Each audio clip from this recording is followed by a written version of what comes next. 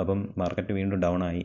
July മാസമായി market ഭയങ്കരമായിട്ട് പമ്പാവുമെന്ന് പലരും കരുതിയെങ്കിലും നേരെ തിരിച്ചാണ് വരുന്നത്. അപ്പോൾ ഈ ഒരു സമയം എല്ലാവരും പാനിക്കായിരിക്കും, മാർക്കറ്റ് താഴോട്ട് പോകുന്നു, അപ്പോൾ ഇനിയും ബൈ ചെയ്താൽ ഇതാവുമോ. അപ്പോൾ ഈ ഒരു പാനിക് സമയത്ത് നിങ്ങൾ ബൈ ചെയ്യണം. പിന്നെന്ന് വെച്ചാൽ ഇപ്പോൾ ഈ മാർക്കറ്റ് ഡംപാവാനുള്ള മെയിൻ റീസൺ എന്ന് വെച്ചാൽ ആ MTOs അവന്മാരൊരു ബാഡെന്ന് പറയാം. അവന്മാർ 2011 മേടിച്ച ഇപ്പോൾ ആരായാലും $1 ബിറ്റ് കോയിനൊക്കെ $1 $1.5 ബിറ്റ് കോയിൻ മേടിച്ചവർക്ക് ഇപ്പോൾ ഇത്രയും ഒരു പ്രോഫിറ്റ് വരുമ്പോൾ ആരായാലും നമ്മളായാലും കൊടുക്കില്ലേ. അപ്പോൾ അതുകൂട്ടേ ഉള്ളൂ. അപ്പോൾ ഇത് പിന്നെ ജർമ്മൻ ഗവൺമെൻറ് കുറേ സെല്ലാക്കി. അതും അവർക്ക് ഹ്യൂജ് പ്രോഫിറ്റ് ആയിരിക്കും. ആ ഒരു MTOസിൻ്റെ പ്രോഫിറ്റ് പോലൊന്നും വരത്തില്ലായിരിക്കും. MTOs എടുത്ത ആ ഒരു ടൈമിലും എടുത്തേ അവരുടെ പ്രോഫിറ്റ് എന്ന് വെച്ചാൽ ഹ്യൂജ് അല്ലേ. ഒരു ബിറ്റ് കോയിനാണ് അത്രയും രൂപ കിട്ടും. അപ്പോൾ അവരുടെ കയ്യിൽ നല്ല എമൗണ്ട് ബിറ്റ് കോയിൻ ഉണ്ട്. എനിക്കൊന്ന് 10,000 കൂടുതൽ ബിറ്റ് കോയിൻ ഉണ്ടായിരിക്കും. അപ്പോൾ നിങ്ങളൊന്ന് ആലോചിച്ച് നോക്കിയാൽ, ജസ്റ്റ് ഒന്ന് തിങ്ക് ചെയ്താൽ മതി. അപ്പോൾ അവർ സെല്ല് ചെയ്താൽ തീരാവുന്ന കാര്യമുള്ളൂ ബിറ്റ് കോയിൻ ആയാലും. അപ്പം പിന്നെ ഒരു കാര്യമെന്ന് വെച്ചാൽ വേറൊരാൾ, അത് നിങ്ങൾക്ക് അറിയായിരിക്കും, ഇയാളെ നിങ്ങൾക്ക് അറിയായിരിക്കും, മൈക്കൽ സെയ്ലർ.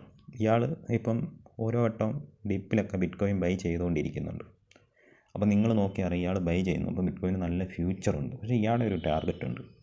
ഇയാളുടെ ഒരു ടാർഗറ്റ് എന്ന് വെച്ചാൽ ഇയാളുടെ കയ്യിൽ അത്യാവശ്യം നല്ല എമൗണ്ട് തന്നെ ബിറ്റ് കോയിൻ ഇയാൾ ഹോൾഡ് ചെയ്യുന്നുണ്ട്.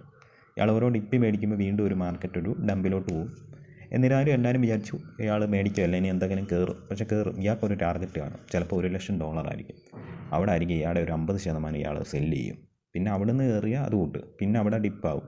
$1,00,000 വന്നിട്ട് ഇയാൾ പ്രോഫിറ്റ് എടുക്കും. പ്രോഫിറ്റ് എടുത്തിട്ട് ഇയാൾ വീണ്ടും 50% സെല്ല് ചെയ്യും, 50% ഹോൾഡ് ചെയ്യും. എന്നിട്ട് വീണ്ടും ഡംപിൽ ഇയാൾ മേടിക്കും. വീണ്ടും ആ ഒരു $1,00,000 പിന്നെ ഹ്യൂജായിട്ടൊരു ഡംപായിരിക്കും ഉണ്ടാകുന്നത്.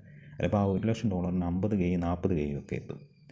അപ്പോൾ ഇയാളെ നിങ്ങൾ സൂക്ഷിക്കുക. ഇയാൾ ബൈ ചെയ്യുന്നതെന്ന് വെച്ചാൽ ഇവനെപ്പോലുള്ളവൻ ബൈ ചെയ്താലൊന്നും കാര്യമില്ല. ഇവനെപ്പോലുള്ളവന് എന്തൊക്കെയായാലും സെല്ല് ചെയ്യും. ഇത് നമ്മുടെ ഒരു ഇതാണ്. നിങ്ങൾ ജസ്റ്റ് ഒന്ന് തിങ്ക് ചെയ്താൽ മതി. ഇനിയിപ്പം നമുക്ക് മാർക്കറ്റിലേക്ക് വരാം. അപ്പം അയാൾ എന്തൊക്കെയായാലും സെല്ല് ചെയ്യും. അതുകൊണ്ട് തന്നെ ഈ ജർമ്മൻ ഗവൺമെൻറ്, അതുകൊണ്ട് USA ഗവൺമെൻറ് കുറച്ചൊക്കെ സെല്ലാക്കിയിരുന്നു. അന്ന് ഇതുകൊണ്ട് ഡംപായി. ഇപ്പം നിങ്ങൾക്ക് ബൈ ചെയ്യാമെന്ന് വെച്ചാൽ നിങ്ങൾക്ക് ബൈ ചെയ്യാം. സ്പോട്ടിൽ ബൈ ചെയ്യുന്നതായിരിക്കും ഏറ്റവും ബെറ്റർ. അത് ആൾട്ട് കോയിൻ ആയാലും നിങ്ങൾ നോക്കിയാൽ അറിയാം, ഒരു ആൾട്ട് കോയിൻ ഒരു 3 മാസം കൊണ്ട് 60% 70% ഡംപായിട്ടുണ്ട്. പക്ഷേ ബിറ്റ് കോയിൻ അത്രയ്ക്കുള്ളൊരു ഡംപൊന്നും ഉണ്ടായിട്ടില്ല.